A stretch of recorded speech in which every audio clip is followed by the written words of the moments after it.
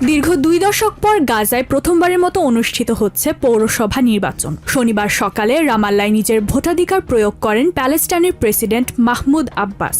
এ সময় তিনি এই আয়োজনকে অঞ্চলটির অদম্য গণতান্ত্রিক চেতনার বহিঃপ্রকাশ হিসেবে অভিহিত করেন। সব বাধা পেরিয়ে প্যালেস্টাইন গণতন্ত্রের চর্চা করতে পেরে আনন্দিত। এই ভোট বিশ্বকে বার্তা দেয় যে প্যালেস্টাইন একটি স্বাধীন রাষ্ট্র পাওয়ার যোগ্য, যার রাজধানী হবে পূর্ব জেরুজালেম।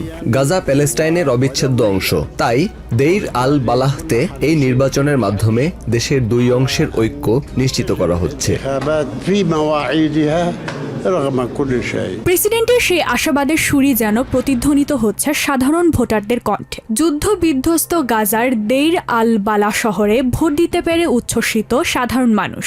প্রতিকূল পরিবেশেও ভোট প্রক্রিয়া সম্পন্ন করতে স্থানীয়ভাবে তৈরি করা হয়েছে ব্যালট বক্স।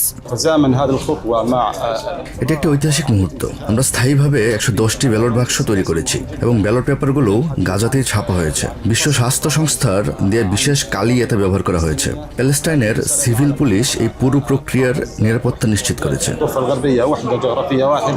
এই নির্বাচন এখন পুরো প্যালেস্টাইনের জন্য অস্তিত্ব রক্ষার এক উৎসব হয়ে দাঁড়িয়েছে। গাজাবাসীর কণ্ঠে ফুটে উঠেছে সেই দৃঢ়তা।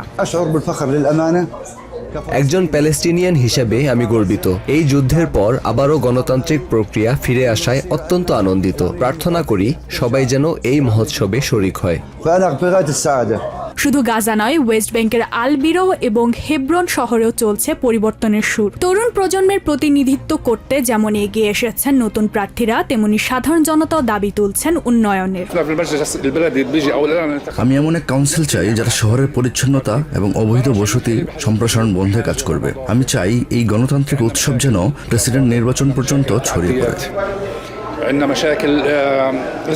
প্যালেস্টাইনের নির্বাচন কমিশনের তথ্য অনুযায়ী গাজা ও ওয়েস্ট ব্যাংক মিলিয়ে মোট 100,000 ভোটার এই নির্বাচনী প্রক্রিয়ায় অংশ নিয়েছেন। সংঘাতময় পরিস্থিতির মাঝেও একটি স্বাধীন ও সার্বভৌম রাষ্ট্র গঠনের লক্ষ্যে প্যালেস্টাইনবাসী ব্যালটের মাধ্যমে দেখছেন তাদের পরিবর্তনের রূপরেখা।